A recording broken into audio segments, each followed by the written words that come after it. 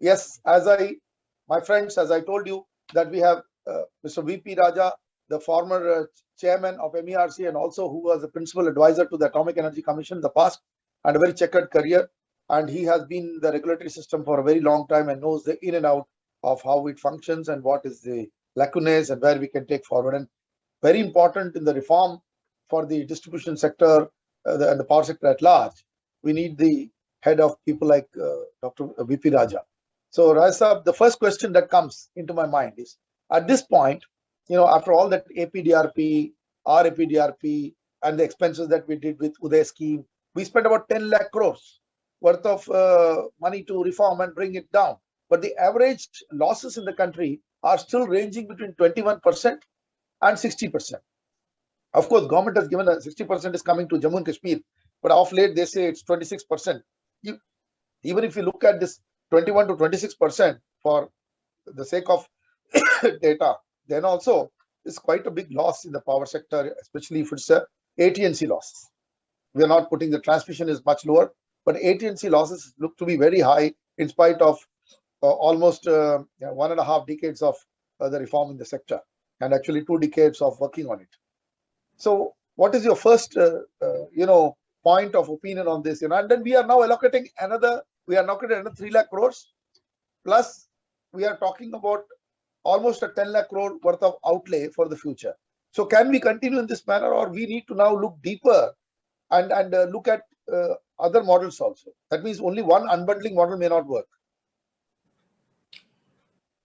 Not a very easy question to answer, but it's a fact that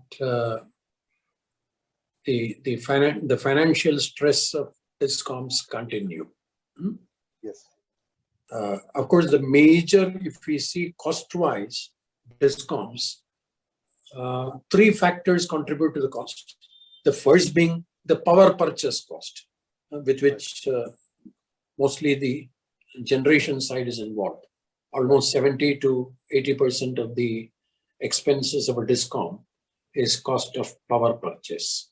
Right. Then comes these 2. One is Capex, whatever is the new infrastructure that you create, not all of which may be finally operational.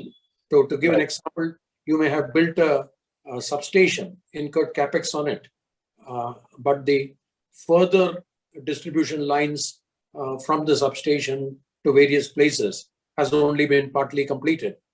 Right. So these kinds of issues come.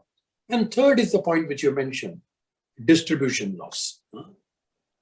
Whether one should use this word AT&C, that's a very complex thing. But I will put it more in the terms of distribution loss consists of one is the technical losses. Correct. You can call them as the I²R losses coming from Ohm's law. For reducing that, the solutions are technical. Obviously, the kind of wires, equipment that you use, the insulators that you use, all those things. Right, sir. That is one part, the technical part. Second is what can broadly be called as commercial losses. Right. Commercial losses are complex because some of it could be theft, some of it could be consumers who are not billed at all. Right. And some of it could be kind of wrong billing or no billing. Certainly, distribution loss is a major issue. Right. But if we go deeper into it, it has to do with certain decisions taken in the past by states. I can give the example of Maharashtra. Right. Way back, I think it was around 1974. If I recall from memory, Mr. Vasantdada Patil was the chief minister. He took at that point of time a right decision. The cost of meter reading was perhaps so much as compared to what you were receiving, that he came up with the idea, why don't we just have a flat rate for agriculture, Right. which depends on the horsepower of the engine used. And at that point of time, it made a lot of sense because in the villages for agricultural pumping, it was there very sparsely. A meter reader could hardly cover 3 or 4 in a day by walking across the various fields. So it didn't make sense. So he said, based on horsepower. So I remember that when Maharashtra started with that, it was 100 rupees on horsepower. So if you have a electric pump of 3 horsepower, you pay 300 rupees flat rate. Right. Now, but over time, 2 things happened. One is people who sell meters or engines also give you a nameplate that there's 3 horsepower. Exactly. Actually, it will be 9 horsepower. What I was coming to.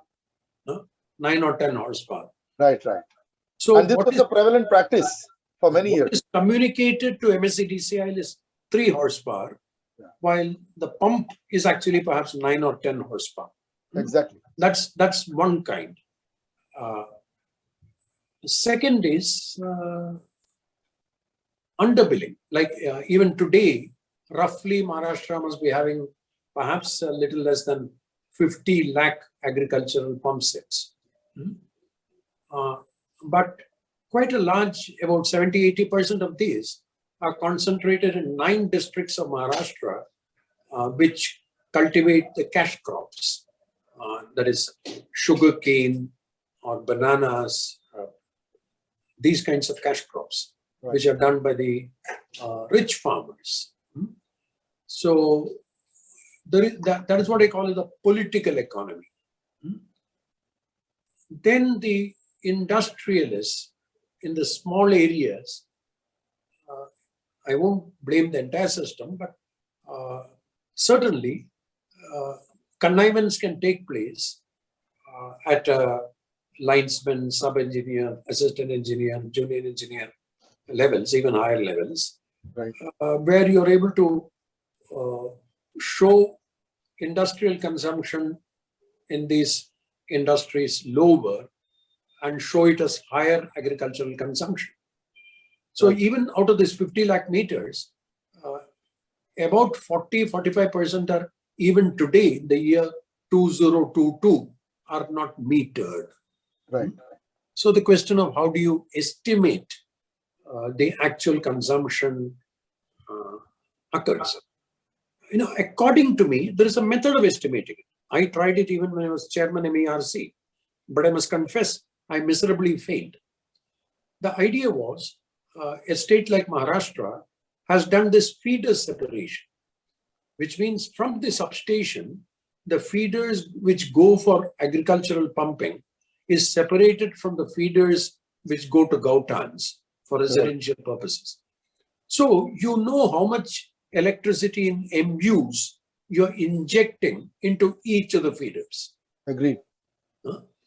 While you may not have exact data, either at transformer level or at consumer level.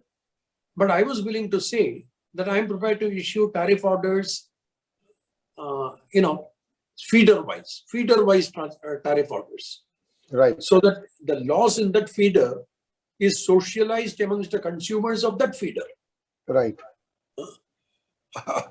But my attempts to get that information was stonewalled at that time.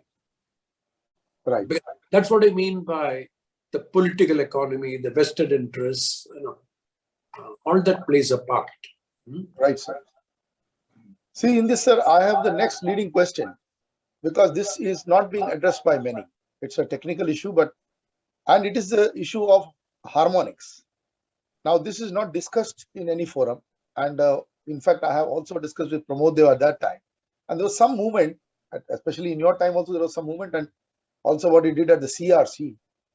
Basically, these harmonics are basically electronic pollution, and they are undiscovered by the conventional metering system. Even a digital meter will be unable to discover, and the only way to stop this kind of a loss, and it is mega loss. See, while we say the agriculture loss is big and all, but that may not be in proportion as big as the invisible loss of power through the electronic pollution, which is the 7th harmonic, 9th harmonics, 11th harmonics, different type of harmonics come in.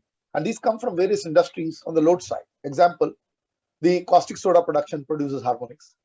The one of the biggest areas is cement making, where harmonics come into the system. Steel making also sends some harmonics. Hot strip mill, cold rolling mills, switching on large torque motors in any system, whether steel or cement. So the harmonics are different type, and the domestic harmonics come from use of inverters, which are always injecting into the system. And now with renewable coming in, the transient load will also produce harmonics. So nobody is thinking of this balance, and Germany has gone into a big trouble because of this in the past. Nobody shares this data. The Americans also facing it. But we must talk about harmonic loads and preparing for electronic systems coming into it. And harmonics can be invisible loss of power. And then you don't have the idea what to do. So you just take it over, bill it, and put it on the common consumer. So today at MSc diesel, I'm paying a high tariff domestic of 10 rupees and commercial of 14 rupees. It is no less in Karnataka also. It may be just 1 or 2 rupees lower. Delhi may be a little cheaper because obviously the power center gets cheaper power. But you go to Uttar Pradesh, they are paying heavily, more than Maharashtra now, I think. And then Punjab is the lowest, actually, because Punjab probably has different formula to do it. But and then it's a smaller state, it's only 2.5 crores population, 3 crore population we are talking about. So Punjab, Haryana can afford, but Maharashtra, 12 crore and continuously trying to supply power, 84,000 crores is the turnover of the MSEDCL utility. We are not even talking of how much the capital assets of Transco is, and was the capital assets of Genco, with the number 2 Genco after, number 2 utilities in generation terms after NTPC. So I will not be blaming too much of Maharashtra. The expanse and the kind of work that is done with 44 gigawatt of traction, that is what has to be seen. Gujarat also at 40 gigawatt, but they use 50% only. They can say they have some surplus, but Maharashtra cannot say they have surplus. We have a deficit of 3 gigawatt at this point of time, 3.5, which even the Chief Minister has accepted that we are running a little deficit when it comes to supplying power, because that's the kind of challenge we have. But what happens to this invisible power is what I am asking. Are we finding a technical cell or people sitting and trying? I'm not a technical person, but certainly the matter is very much known to engineers.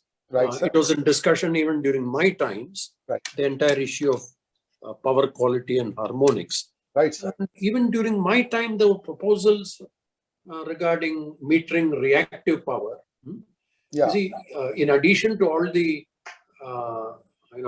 reasons which you gave, the very nature of the load has undergone a change.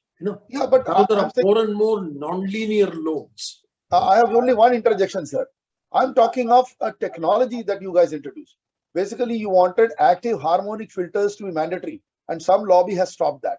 I remember Jindal running a 3.5 megawatt into 2 MAN engines, Holeby engines of Denmark, and integrating with the grid. But they were the first one, because we could make. I had a friend called Pradeep Pimple, and that company was DB Power Electronics. It was finally taken over by Emerson Network. There was a lot of things, and my friend died actually, and very mysterious circumstances in Korea. He was the man who was leading the championing the cause. Pradeep Pimple, he was a great guy, the great engineer. So we had implemented this system because I was pressurizing. I think your voice was there, a lot of other voices. So a technological implementation of Jindal Steel in Wasin, active harmonic filters were put by Jindal, and they saved 10 crore per annum almost, I think, in the final. I completely agree with you. It was not the electricity boards alone problem. The problem was the industry does not understand, but there is no fund or an innovative mechanism to say this is mandatory. Because if you do passive filters, capacitor banks, it is of no use. Active harmonic filter is what I'm talking about. And this could be that we get about 8 or 10 manufacturers. Today, after DB Power is gone, this is 300 crores company, their active harmonic filter not even marketed. ABB is doing it. They are alone. And then the other company, Emerson, has it, but nobody's pushing this because I think it benefits everybody to keep quiet. Probably. I don't know. Because I have not seen this movement happening, because it could have brought back huge quantum of electricity. It is not only theft, it is this invisible thing, which is more important to deal. It is about 10%, sir, harmonics. But there is a further issue because of that. As a nation, it impacts us. We are supposed to be good in software generally, yes, not merely in the electricity sector in various kinds. Right, sir. But after developing software, cleaning up the software, Yeah. bringing it to Six Sigma standards, Right. a lot of it is done abroad. And the main reason is Yeah. the quality that is required, the quality aspect of the power, Yes. which in addition to voltage and frequency, Right. has certainly the nature of the curves. That is, and with nonlinear loads, many of the waveforms are not sinusoidal. I know. And that's where these harmonics come. If you Yes. do a Fourier analysis of that and work out the harmonics, the Yes. quality aspect. So I'll broadly put it as good quality. We are only talking in terms of reliability, which is required. But Right. now it has moved much more than reliability, and this affects various industries in various ways. Yeah. It affects the electronics industry and this production of various kinds of software, etc., because quality suffers. Then there are characterization of materials. For example, when I was working in the Department of Atomic Energy, we still have a setup for characterization of materials where you can find impurities at the 6th place of decimal. Right. That setup is very close to the nuclear fuel complex in Hyderabad. Right. There, once things went erratic, and when investigations were done, it was found that the problem was with the earthing. Yes. So a whole lot of quality issues. So the nation is suffering, besides in the electricity sector, in so-called advanced high technology progress because of quality not including things like harmonics. Yeah. No, So I have an the agreement key with you. the key issue is why our losses. See, after coming from a 40-50% level, maybe we have halved. But now there are technical issues which probably is not being addressed. See, I believe the harmonic is 8 to 10%, and we have seen that, in especially because we are becoming a manufacturing economy. See, we have one of the largest cement manufacturing in the world. In fact, we are at number 3. In the steel manufacturing also, we are now the number 3. So everywhere we are not less than the other 2 countries, basically US and China. So if we don't look at the energy train and we don't set it right, for example, in US, you can't push harmonics into the grid, because that becomes a part of their smart grid or intelligent grid issue. So in India, we are not even questioning this. I have not seen regulatory mechanism questioning this issue for a long time. After people like you and Dr. Pramod Deo, who actually had the knowledge and the wherewithal of seeing this happen in front of you when it came, I have not seen too many regulators at whether the center or state even discussing this matter. It doesn't come in the reports. And let me openly tell you, the ICRA report doesn't even consider this factor to put DISCOMs into picture. The ranking is completely faulty when it does not talk about harmonics. It does not talk about these issues which are key. And with more renewable coming in, it's more transient loads that will enter the system. I'm not going to target the domestic inverters. If you don't give electricity, they're going to put, but they are those harmonics are much smaller in terms of impinging into the system, right? But when you look at large system of the HT line, starting from 11 kV onwards, then the grid injection of harmonics becomes an issue. Anyway, there are small biases of people who are very much, I don't know whether a critical mass has been reached, but who are very much knowledgeable on this subject and also working on it. Yeah, no, I have done a lot of work on this, because I started with this harmonic issue long ago when I started my career. And it was, it started with smaller equipment. And then when we put up those captive power plants in caustic soda facilities, cement facilities, steel facilities, one of the things even our engines used to look at is the harmonic loads, because your alternator gets affected. The internal issues are much bigger.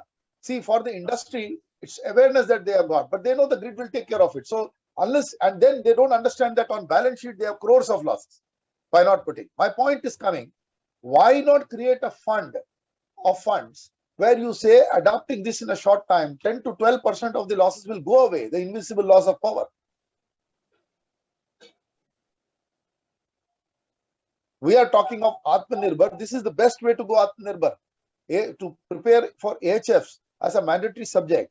This is important because you can have some 5 or 7 manufacturers for it. locally, regionally. See, the smart grid end is only catching the lower end of metering. Metering is only after everything has happened, you are going to measure.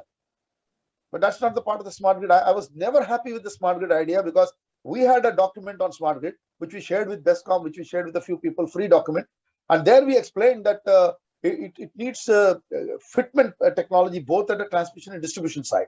And this need not always be imported. It's only that not that ABP, Siemens and Schneider will give it. It could be smaller parties in India who could deliver to you. Maybe at 50 lakhs per megawatt, you can draw about 1 megawatt of virtual power. Instead of putting up a new plant, just a 50 lakhs to a crore of range of expenses for the DISCOM can retrieve back a megawatt of power, virtual power, without adding new capacities.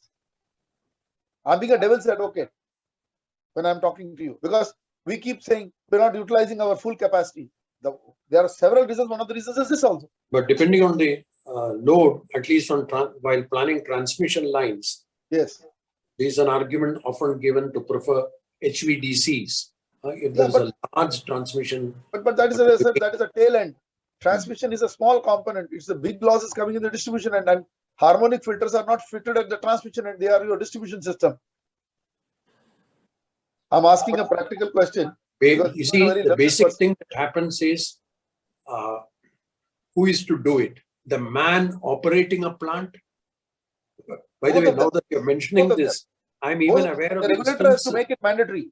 The regulator has to make it mandatory. In this country, nothing moves without the mandatory subject, because this laws empowering has to come from the regulator. The regulator has already done it. But I'm saying you had a law in Maharashtra that you had to put in the high tension industries, but it was not implemented.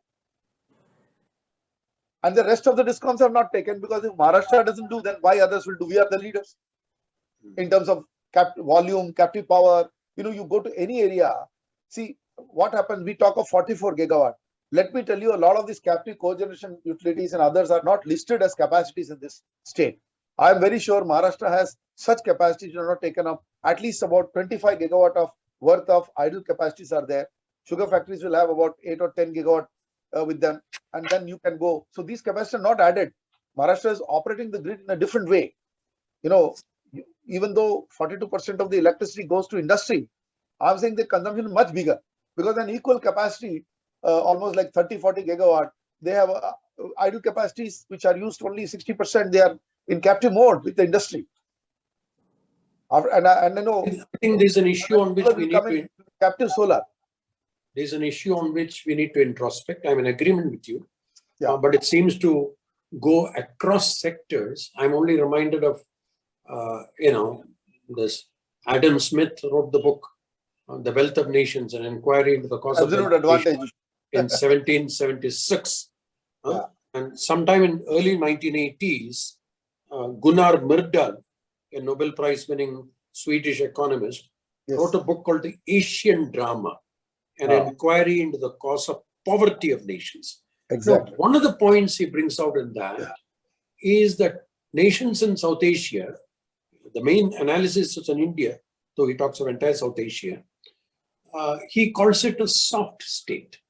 That is, you make laws, you make rules, you make regulations, but nobody implements them. Exactly. Or it is implemented selectively. Right. That is, the law is then used to fix people who need to be fixed and forgotten. While talking about this to students and all, I always give the example of Prince Charles, the heir to the British throne. His driving license was suspended for 2 years, many years ago, for overspeeding in the motorways, and that overspeeding was detected by Doppler radars of those days. But the hard fact is, well, he couldn't drive. That is, his driving license was suspended for 2 years. 2 years. For overspeeding in the motorway, and the proof was the Doppler radars. Right. I don't think anybody rang up from Buckingham Palace after all, oh, Raja hai chhod do. Now, that is the soft state. Agreed, sir. Or Steffi Graf, when she was the reigning champion of tennis. I know. Her father was imprisoned for evasion of taxes and spent 7 years in jail. Right. So the soft state is a problem, in every field. Why I don't want to get into controversial areas. How does our police force function? Even the IPC, the Indian Penal Code, is implemented selectively. So this is part of the general problem. Yeah, I agree with you. Where people start listening to bosses rather than to the law. And it's I do you a favor, you do me a favor. It's a cultural issue. Conscious, but a fact. Right. No, but then I would add to that, wonderful that you went to a management area. We have to go to Ricardian principles, comparative advantage. So a comparative advantage of a grid operating in the United States, even though it's an older grid than ours, is definitely there in comparison to an Indian grid. When you come to say the grid is not just the grid itself, it starts from a distribution and up, into the step up zone, So, and also the step down zone. So unless we think of it as a holistic proposition, the transmission and distribution, which is what our transgrid and distribution talk about, we cannot implement a real smart grid. Smart grid only talks about only the grid, but the grid has to be made smart. The grid cannot be made smart by the components of the grid, the components of the distribution, at the end of the substations, at the end of the, I would say, delivery points, and at the end of that offtake of loads, where we are doing parallel operation of both power plants and loads are also coming. This is a very complex thing, and then, the centralization, unified grid is fine, but a unified grid again brings the grid code. And what the grid code does, if you're not ready for the grid code, then you have the cart before the horse. Because here we have got the grid code, but we have the cart before the horse. So when a DISCOM is going to draw at a lower frequency because of so many things, I told you about lack of hydropower, lack of peak shaving, lack of spinning reserve, all this together, plus this inefficiency in the grid. See, we can go to the, I also believed, I started with pumps. So I believed in these agriculture pumps, and I saw that happening. I don't want to name the manufacturers, but I used to put the number plate. BIS was not bothered. A 3 HP, a 5 HP pump will be operated 3 HP pump. It was there throughout Maharashtra. Metering was not there, but an HP billing happened. But now people don't. Now next step would be make them accept metering or give them a certain quantum of power. Say, iske upar aap consume karenge to you will be billed. So there has to be some discipline. Otherwise, it will continue. But they are not the. My point in this whole argument is they are not probably the main contributors now anymore. Although we must meter them.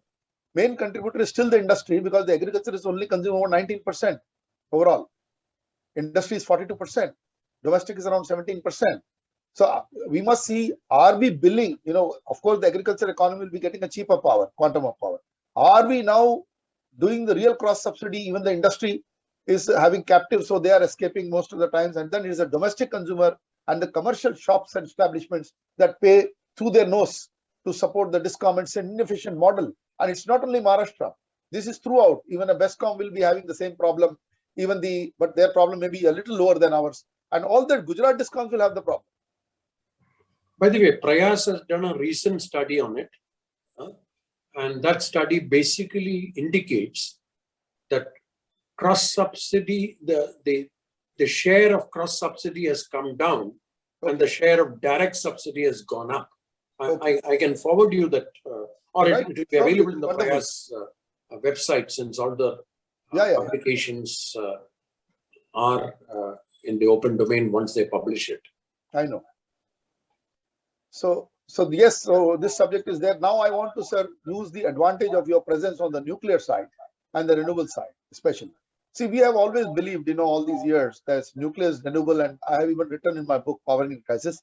Now you have been in the nuclear arena as well, and it's very important, because when I see the DISCOM ranking, the two common factors of almost like 7 DISCOM coming in were either hydro or nuclear or a combination of both. That those who received that, some quantum of that power, have come in our rankings at the top, unlike the rankings of the other organizations. So in our case, the winners are different, and we have not used a model that only ones who unbundled will become the unbundled thing, but actually, like Tanjadco is a great example. So they have the Neyveli lignite capacities, they have the Kudamkulam, they have got the Kalpakam capacities also if they come in the future. So I find that Tanjadco suddenly came at number 3, although that model is not the old model. Is unbundling model is we have the generation and the distribution on one end and the transmission on the other end. So we discovered some very interesting thing in our survey in the 15th year. We are 15th year in the survey. ICRA and all did later. It's only 9 years for them. So we have something unique. We take unique things and work on it. And we have also used parameters like how many megawatt per million availability is there in terms of capacity. So these are not parameters that are assessed by the others. So this is the difference. So we found different things coming up. Himachal won because, of course, they would have come up, but basically what happened, they lost some marks because they did not develop any other renewable, but at the same time, they are carbon negative because they have full hydro, 11,000 megawatt of capacity, and they are exporting. So they are an exporting state. They are power surplus and exporting it. They are giving power to remote areas. So they are in the top 10 ranking, but they are not unbundled. So my point coming to that is to nuclear and renewable energy. Should we not give more focus to this, and especially not think that only solar is renewable? There are hydropower capacities to be developed, and we have lagged in it all these years. And then it gives a great opportunity to us. By the way, when we report to the United Nations, hydel is treated as renewable. Okay. Absolutely. So hydel time for us is treated as renewable. Yeah. Nuclear is still not treated as renewable, but there is a broad consensus. There is a global consensus that if you want to achieve climate change goals or a net zero carbon goals, right? Nuclear has to be very much part of that mix. Exactly. Not only that, one is, let us say, one objective is even our Prime Minister has announced that we must achieve net zero. In the Glasgow conference, he announced that India will achieve net zero by 2060. But that's a very weak target, sir. Sorry, whatever it is. I'm not. China announced 2060. Many other European countries 2050. When I gave the, but I think there is a consensus that we have to move towards a low carbon energy economy. Yeah, we still are not polluters, sir. We have only 202 gigawatt. So in the low carbon energy economy, nuclear plays a major role. Yes. Nuclear plays a major role. Yeah. We have to, today, I will say that, project management has to improve substantially in the nuclear sector. For sure. By the way, the same people can do it. Yeah, but we cannot Tarapur 3 and Tarapur 4. Tarapur 3 and Tarapur 4. Yeah. From the start of the project, which is often the first pour of concrete, is treated as day zero in nuclear project, implementation. So right. Tarapur 3 and Tarapur 4 were both completed in less than 5 years. Right. Also, a little less than 5 years, about 4 years and 11 months and 4 years and 11.5 months, that kind of a thing. Right.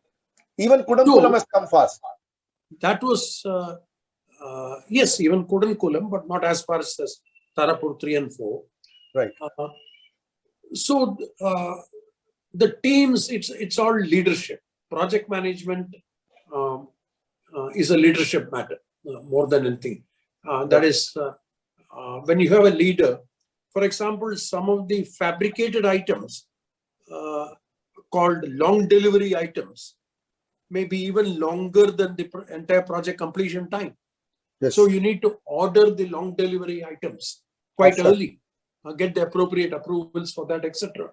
So we had a particular CMD of NPCIL who could do all that. That is one aspect. But as a general aspect, it is the fact that, the economic changes, the IT revolution, and all this has led to a large number of our engineers, etc., going for higher paying jobs, but lower quality jobs. Yeah. If I want to exaggerate it, I agree with you, sir.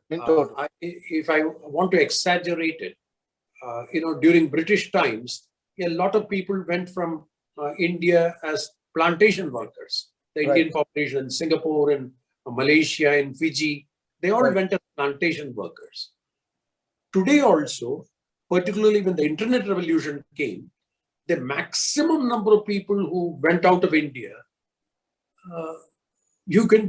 they went on low-level jobs, but Right. from their point of view, very high paying, Right. But in the process, if I were to give the example of the Department of Atomic Energy, the first few batches of the Department of Atomic Energy were heavily from IIT Kharagpur, Delhi College of Engineering, the well-known institutes of those days. Right. Today also, we take about 300, the Department of Atomic Energy recruits about 300 trainee scientific officers every year, but not a single from the IITs.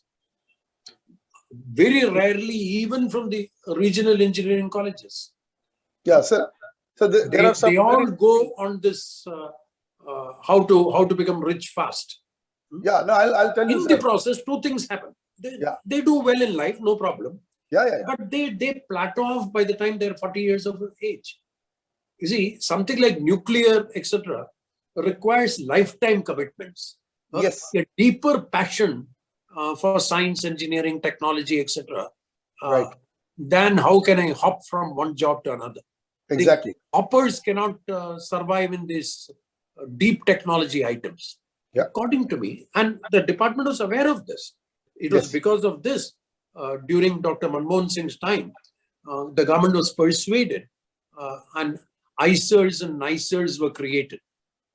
Yes. So that from school, while the problem was equally bad when it came to getting good mathematicians and good basic science people. So some attempt has been made, but still not sufficient. I will say that the main cause, the concept thought of by Dr. Homi Bhabha, yes, even today is completely valid. A 3-stage nuclear power program. Yeah. Where we are still in the second stage. Yeah. The so-called prototype fast breeder reactor in Kalpagam is yet to be commissioned. Oh, that's the news. It's yet to be commissioned. I was thinking yet to be commissioned, at least silently.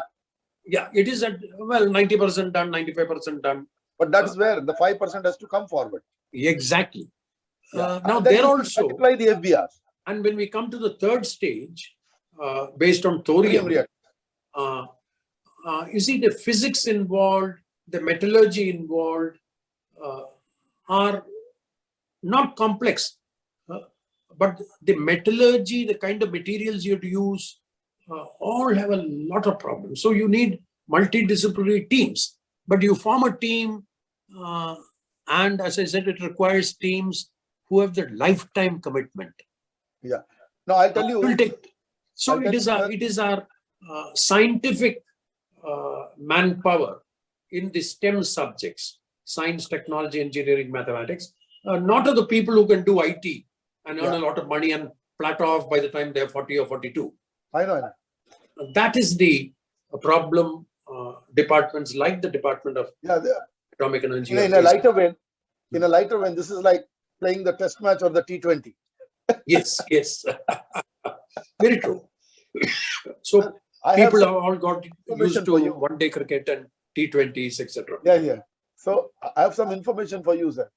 Basically, in August, and I think finally by September, the Chinese have commissioned their first thorium reactor, and they have imported this reactor. Let me tell you, it's not theirs; it's the European Union. In fact, we are in touch with that party, which has actually designed this reactor. They were approaching us as well as, and the Atomic Energy Commission and others know about it. So if you don't have the technology, you can absorb, like in the fighter aircrafts, you can absorb. The Europeans are ready to give you. We have the technology. By the way, at the R&D level, these technologies exist within India. I know. It is scaling up at the commercial level. I know. Where we are getting delayed. If there is some learning issue, the Europeans are, this is all German people. If they are strong, give orders to your own people, like we have done for fighter aircrafts, that we have put the Tejas also up. Why can't we do this? And these are all decentralized reactors. Their capacity is not big. So 200 megawatt, 300 megawatt size, 150 megawatt size. So, and then we know thorium is not as radioactive. It is not the challenge that like we are using the uranium thing, It's not as challenging when we use thorium. And we are the highest thorium deposit in the world In fact, by theoretical means, we are 60%. By commercial usable, even the American, geological surveys have told us that you have 30%, you are the largest. And the Chinese are nowhere near the top 3. In fact, the Australians would come before them. So if we are the largest raw material holder, and this is the first time in history, crude we did not have, gas we did not have in terms of finds. Nowhere we have held the raw material in our hands. Even silicon, we are not the chiefs, and lithium definitely we will be importing. So why we are not looking at an area where the raw material will be with us? We don't have to import, and we would be building thorium reactors. What is this stopping us here? Only political will? No, I won't say it is political will. It is what I just now mentioned. Yeah. That there are unacceptable delays taking place.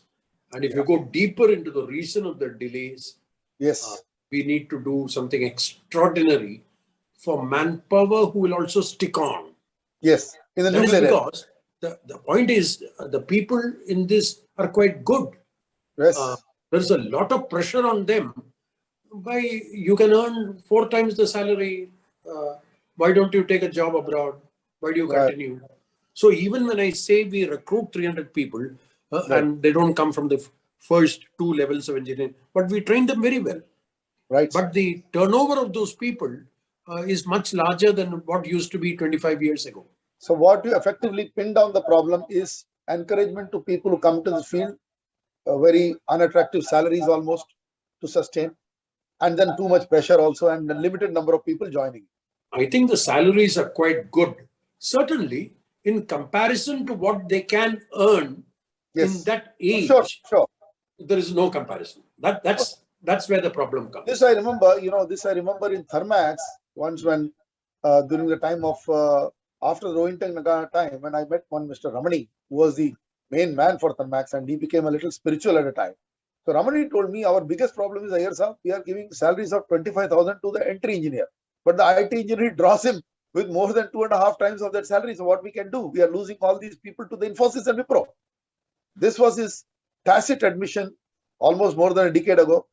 And when he said that this will be the biggest disservice done by the IT companies, because taking away chemical engineer, mechanical engineer, electrical engineer, all becoming IT engineers. And he said within the next 2 or 3 years after they go, the next lot of engineers will replace them. Their shelf life is only 10 years. Because they have to and the people who go to Infosys or Wipro, quite a large number of them go to maintain software systems abroad, then try to do some degree or even without a degree. They get a green card followed by US citizenship. Yeah, and these are all very intelligent people, civil, mechanical, electrical, all of them we have lost. That is, if they had over-focused. That is, if the attraction for money had not been that much, as the attraction, as the passion for continuing to learn and get involved. Absolutely right. I have no answer for that. Yeah, nobody has an answer. Because parents are happy, the family is happy. Somewhere I must the son is doing very well, the daughter is doing very well. Has ensured that we go this direction. I'm a constructive capitalist by heart, but a capitalism should also have a kind of a democratic socialism in it. If it cannot give, it cannot try to look at strategic areas for the nation. Because nuclear would have given a nuclear and hydro together would have really changed the game for us. And we have neglected both of them. So we are going, so I won't blame lack of political will. There is a lot of political support. So you say there is, but sir, we are going at hydro, space. Hydro was lack of political will. Hydro, 5 years they come for power. They know 10 years, 12 years, 17 years sometime these projects come up. So nobody wanted within the period 5 years election mode. Nobody wanted to do hydro. Hydro is also partly because of that great disaster that occurred in Uttarakhand. There is a political will issue. And nobody knew by environment whether we should have so many projects in the Himalayas, and that perhaps you should ask Mr. Rakesh Nath regarding that, because he was the chairman of the expert appraisal. I would say, sir, I am more of a Prasad man. Yogendra Prasad is the guru for me. Rakesh Nath. What I mean is, hydro got a. Even I'll tell you something. Rakesh Nath was in support of hydro when I met him. But I'll tell you about another gentleman who was in hydro, and he went up, he came to my friend, Gurdayal Singh. He was respected, but he came to my place and talked about thermal. And that day I was completely upset. I said, you are not supporting hydro, you are supporting thermal. And the only thing is saying we cannot build hydro. And he surrendered. So sorry I think we must concentrate that because in between not only on big hydros, it also became insidious. We should concentrate also on small hydros and pump storage. There are a lot of pump storage facilities available in India. Total capacity only 5 gigawatts today, and we have 100 gigawatt potential. So we cannot pat our backs on performance. 100 में से 5 number मिल गया, only 5 marks we got, 20 marks we got. We must score 50, if not 100. To pass, we must score 50. So I personally feel there is an issue of political will and the political interest also, because projects that come up in the 3 years we can announce, we can do the ribbon cutting, we only go for that. And then where we have long term. Finally, political will is a lot to do with senior officers, how persuasive they are in their arguments. You can always find champions. But now what has happened? Now we have no way to go back. Suddenly, when that one day we had the electricity grid failing because the Prime Minister announced that we will have a shutdown kind of a thing. That day, everybody realized the importance of hydro, because everybody knew 38 gigawatt was needed. But the first 18 gigawatt provided by hydropower, and only then later on the other plants, thermal plants took over. So that is a day, our entire system realized what is the importance of hydro. Before that day, everybody was taking us lightly. I have written so many letters on hydro. And conceptually, I'm in total agreement with you that in the energy mix of India, and hydro should play a higher role. Nuclear should also play a higher role, because without nuclear, and as renewable, costs of reaching low carbon goals will be much higher. Zero carbon energy, sir. Nuclear is zero carbon. Only we are discussing nuclear safety. I'm very clear, and I'm happy that I have a support from a man who is much senior to me. And Dr. Robert Evans at the British Columbia University. He's the professor of mechanical engineering. He wrote the book Fueling in Future, and my book was released by Montek Singh Ahluwalia in 2005, where I said nuclear is renewable. One full chapter committed to nuclear energy. And you have been a champion of nuclear anyway. Many places you have spoken at our forum. So I think in common grounds, when people know the subject, who know the subject and understand it can be done. So I think we can certainly be on the same wavelength, that both nuclear and hydro should be a greater part in our energy mix. Absolutely, sir. So this is good. So any other point, sir, you want to give the DISCOM issues here? No, I have one point, that we should not have only all eggs in one basket. It's not only unbundling. There are examples today of winning of Tangerco, the Himachal Pradesh and Kerala cases, where in spite of the losses, their commercial losses may be high because the governments must be playing some games and paying the money, revenue issues. But they are giving 24/7 electricity. The Kerala State Electricity Board, they're doing this and they're only 10% loss. Himachal is claiming 7.3, but we saw government's report is 10%. So we take 10% for both. So if the AT&C losses, that's the word, is 10% for both Himachal and this is the lowest in the country. Of course, their capacity index is less because they serve less number of people. Himachal serves less than 1 crore of people, about 75 lakhs. Kerala serves about 3 crore plus people. So our entire idea of comparison is not to allow the bigger discounts to escape the idea of building on renewable, because Kerala also has a lot of hydropower, about 31 dams. So and then also many of them producing electricity. So and also solar, they have a reasonable quantum of decentralized solar with them. So in a way, smaller states have also shown the way. Andhra was doing very well, but once they unbundled the assets, their ranking came down. But this is temporary because they'll come back again. OPTCL as an example, Odisha Power Transmission Corporation, they are in the rankings because they have done well. And the Odisha model was the first model of electricity reforms in the country. So it cannot be, I personally think it can't be that you have only one type of model and say this is the model, best model, because each state has a tailor-made model for itself and they have found what is the best choice for them. What do you think about it? You see, DISCOMs have problems, but we have to look how to strengthen the DISCOMs. Yes. I personally feel that the grass is greener on the other side. Just privatize. Things will, that's a panacea for everything. I'm not in agreement. No, that can be. Because it will lead to cherry picking. I know. Finally, there are social objectives which are important for the nation. There are paying consumers, there are non-paying consumers. Right. Agriculture does have peculiarities. It is not just, it is true that when it is raining, thanks to the monsoon, nobody is going to draw power, Yes. and use electricity. There can also be a stage when I have faced it as a chairman MERC on many occasions. Right. No complete clarity in my mind. The Right. situation is you have a standing crop. Right. Everything has grown very well. I know. And suddenly the last two rounds of rain or one round is required. Washes and the out. rains don't come. Yeah. So I have taken decisions that no, for the next 15 days, wherever there are standing crops, Right. that should get power, even if it means load shedding for industry. I agree with you. Now this can never be done by the private sector, because they will look at it only in terms of revenue and cost and profits. Yeah. While I know I'm taking a conscious decision, stop electricity to your paying consumer. Yeah. And give it so that the standing crop doesn't get burnt away for want of water. Right. So there are a lot of these seasonal issues where disaggregated approaches are required, and everything can't be measured only in terms of profit and loss and money. So I personally believe DISCOMs, we must encourage the field level officers to speak, listen, and right up to Delhi. I think Delhi is over dependent on the so-called international consultants. Right. I agree with you. No harm in listening to them, but in addition, you must listen to the field.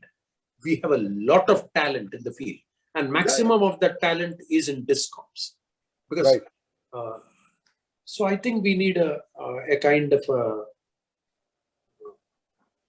ab initio, or what I will call a zero-based look when it comes to DISCOMs. Yes. DISCOMs cannot be done away with, and DISCOM should not be seen only from the perspective of these accumulated losses, etc. Yes, they have to become healthy, but what are you going to replace it with? No, it's not about replacing. My point is only let us professionalize them. Privatization is the word. Basically, professionalization. This is what I told for public sector. Nobody listened. Everybody want to sell off the public sector. Can you? That time we took two stands. One of the stand was we said, two companies I took. Can you take a stand of National Mineral Development Corporation, 500 years and what is the asset mining value? So how can you value it? No chartered accountant answered me on this. You are doing a valuation, you are doing an NPV for a few years, but this would be 500 years. How would you do an NPV for 500 years? So that answer nobody gave me. So it is not. So when we questioned what happened, then the privatization issues on NMDC have stopped. People are not moving it so fast. Otherwise, our biggest and the most efficient iron ore producer would have been privatized. The second point is NHPC. I give an example. And I am not agreeing to any kind of issues where they put NHPC as a mini Ratna company. It is so skewed. NHPC has 7 to 8 gigawatt of hydro assets. Now they are building another 6.5 gigawatt. Iyer, I think we need to wind up, because now see, for putting up a new hydropower plant, we need 11 to 12 crores. Even for nuclear, we need. Forget about the Capex in that. Main issue is 100-year assets. These assets are 100 years. How can you compare with a thermal asset of 25 years? So now you give interest component of that is they build this on 10 to 12% loans. It can't be. You need to give development finance to this 2%, 3%, even lesser than that if possible. That's because the 100-year asset you are building. So you are not only giving electricity, you are also hugely water. Electricity is a byproduct, mainly the storage dams and pump storage schemes. So if we start looking at all this in a scientific way, your whole development model will change. See, you can't continue to say that hydro cannot be done. This cannot be. I have already pushed through our agency, through REPA, through others. We push these ideas to them. But now, what is the asset value of NHPC? That is what I want to come to you. I found that it is more than 1 lakh. I think it's a very interesting conversation. More than 1 lakh crore, sir. Professor Iyer, I have to take leave of you because I have another. No problem, sir. Just this last question. Yeah. Asset value of hydropower, it is not a mini Ratna company. It is the equivalent to a Maharatna. NHPC is no less than an NTPC when it holds assets of 100 years, 7 to 8 gigawatt. What is your view on this? Hey, I have already told you that in terms of policy, Hydel must play a larger role. Great, sir. I have a feeling that it got a beating because of too much concentration of Hydel in the hilly mountain areas, and the environmental issues became a greater concern after that disaster which occurred In Uttarakhand. in We know Uttarakhand. No. And after that, the entire thing has gone into the back burner. I know. That is as far as big Hydel is concerned. Yeah, no, even now, sir, Arunachal part is very big. Actually, Arunachal, see the Subansiri project, after so many years, we have written so many letters, and I'm happy that our letters made an impact. It's under construction. In fact, I have visited because MSCDCIL had a long-term PPA for the Tista project. I know, that is also up. But I knew the kind of problems that started with a lot of geological surprises. Yeah. So that happens in every hydro. Yeah, in Hydel projects are, every project is a unique case. Yes, absolutely. Every project is a unique case. One has to keep that in mind. So Thank you very much. It was a thank pleasure. you, sir, for the day, and thank you for your insights. And we'll continue the discussions again with Most you. welcome. Some Most welcome. Thank you, sir. Thank you. Thank you.